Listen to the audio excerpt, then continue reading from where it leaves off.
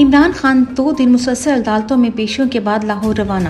Chairman Tehreek Insaf Imran Khan 2 دن مسلسل مختلف عدالتوں میں اہلیہ کے ہمراہ پیش ہوئے، اپنے بیانات ریکارڈ کروائے، کاغذات پر دستخط کیے اور آج واپس لاہور روانہ ہو گئے۔ عمران خان کا توشہ خانہ کیس میں بیان ریکارڈ۔ چیئرمین تحریک انصاف عمران خان کے توشہ خانہ کیس کی عدالت میں بھی پیش ہوئے۔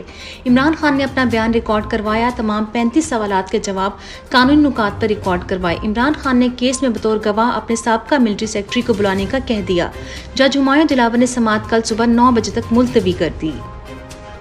عمران خان پریشر لیتے نہیں، پریشر دیتے ہیں۔ عمران خان نے توشہ خانہ کیس میں آج قرآن شریف کے سامنے سوالوں کے جوابات دیے اور انگریزی زبان میں جج ہمایوں دلاور کے 35 سوالات کے جواب نہایت پر اعتمادی اور بلا خوف و جھجک دیے۔ نواز شریف یا آصف زرداری کی طرح نہ ٹانگیں کانپی، نہ ماتھے پر پسینہ آیا۔ توشہ خانہ کیس ٹرائل روکنے کی استدعا پر کل سپریم کورٹ میں سماعت۔ چیئرمین تحریک انصاف عمران خان نے سپریم کورٹ میں توشہ خانہ کیس ٹرائل روکنے کی استدعا کر رکھی ہے، جس کو کل جسٹس یحییٰ آفریدی کی سربراہی میں سنا جائے گا۔ عمران خان کے وکلاء پر امید ہیں کہ عدالت ان کی درخواست منظور کر لے گی۔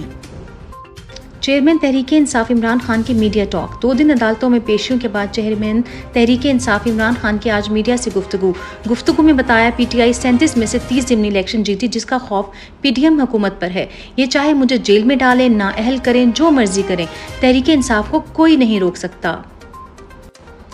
سپریم کورٹ میں سویلینس کی ملٹری کورٹس میں ٹرائل پر سماعت۔ سپریم کورٹ میں سویلینس کی ملٹری کورٹس میں ٹرائل پر سماعت ہوئی۔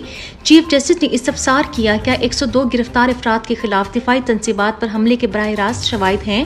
حکومت کی جانب سے دوبارہ فل کورٹ بینچ بنانے کی استدعا کی گئی، جس پر فیصلہ محفوظ کر لیا گیا۔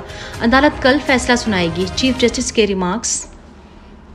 اسلام آباد پولیس فاشسٹ حکومت کی اعلیٰ کار بن گئی۔ چیئرمین تحریک انصاف عمران خان کی جوڈیشل کمپلیکس میں حاضری کے وقت اسلام آباد پولیس آپے سے باہر جوڈیشل کمپلیکس سے صحافی رضی طاہر اور طارق کو گرفتار کر لیا گیا۔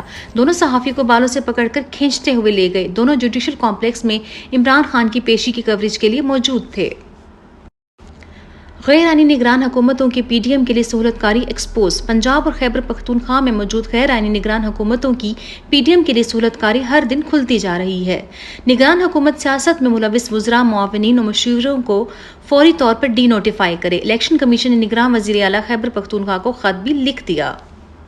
گھریلو ملازمہ تشدد کیس کی مرکزی ملزمہ کی عبوری ضمانت 7 اگست تک منظور۔ سیشن جج کی بیوی کا گھریلو ملازمہ بچی پر تشدد کیس میں عدالت ملزمہ کو مسلسل ضمانت میں توسیع دیے جا رہی ہے۔ دوسری طرف تشدد کا شکار بچی زندگی اور موت کی جنگ لڑ رہی ہے۔ کیا اس ملک میں کمزور کے لیے انصاف کی کوئی امید نہیں بچی؟ زندگی کا کوئی شعبہ مہنگائی سے بچا نہیں۔ نااہل حکومت کے 1.5 سال میں جہاں پیٹرول، ڈیزل، بجلی، آٹا، گیس، چینی اور دیگر اشیاء خورد و نوش مہنگی ہوئی ہیں، وہاں پر ایک سال میں سب سے زیادہ مہنگائی اسٹیشنری کی مد میں 64% ہوئی۔ نئے سال کے کورس 100% مہنگے ہو گئے اور چھوٹی کلاس کے بچے کا کورس 25,000 اور 8ویں کلاس کے بچے کا کورس 40,000 اور یونیفارم اس کے علاوہ ہے۔